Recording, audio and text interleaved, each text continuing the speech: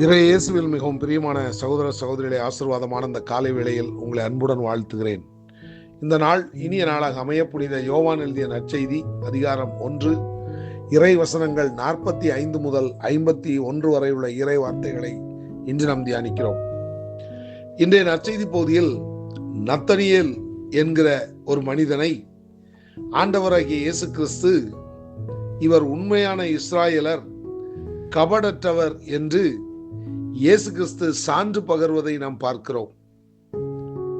நத்தனியேல் என்கிற இந்த மனிதன் உண்மையான இஸ்ரவேலர் என்றும் கபடற்றவர் என்றும் இயேசு கிறிஸ்து சான்று பகர்கிறார்.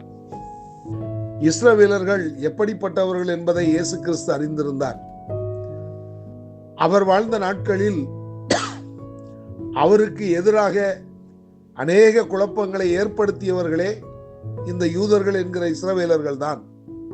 ஆனால் அப்படிப்பட்ட கூட்டத்திற்கு மத்தியிலிருந்து இந்த நத்தனியேலை ஆண்டவர் வேறு பிரித்து காட்டுவதை நாம் பார்க்கிறோம்.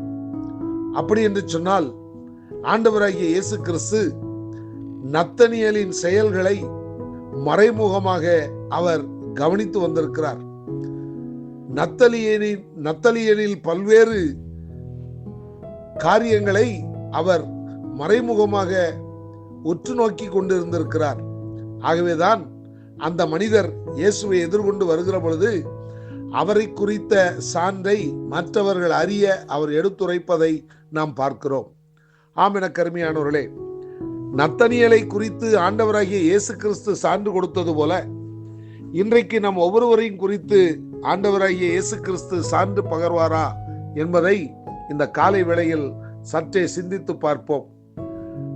நம் ஒவ்வொருவருடைய செயல்களும் ஆண்டவருக்கு பிரியமானதாய், ஆண்டவருக்கு உகந்ததாய், ஆண்டவருடைய நாமத்தை மற்றவர்கள் அறிந்து கொள்ள வேண்டிய விதமாய் நம்முடைய செயல்பாடுகள் காணப்படும் என்று சொன்னால் நிச்சயமாய் நம்மீதும் ஆண்டவராகிய இயேசு கிறிஸ்து பிரியம் கொள்வார். பிரியம் கொள்வதோடு மாத்திரமல்லாமல் அநேகர் முன்னிலையில் நம்மை குறித்து அவர் சான்று பகர்வார் என்பதில் எந்த விதமான சந்தேகமும் இல்லை. பேதுருவை குறித்து சான்று பகர்ந்த இயேசு கிறிஸ்து, பவுலை குறித்து சான்று பகர்ந்த நம் ஆண்டவராகிய இயேசு கிறிஸ்து நிச்சயமாய் நம்மை குறித்தும் சான்று பகர்வார் என்பது அதிக நிச்சயம். ஆகவே நம்முடைய செயல்களை நாம் நிதானித்து அறிவோம்.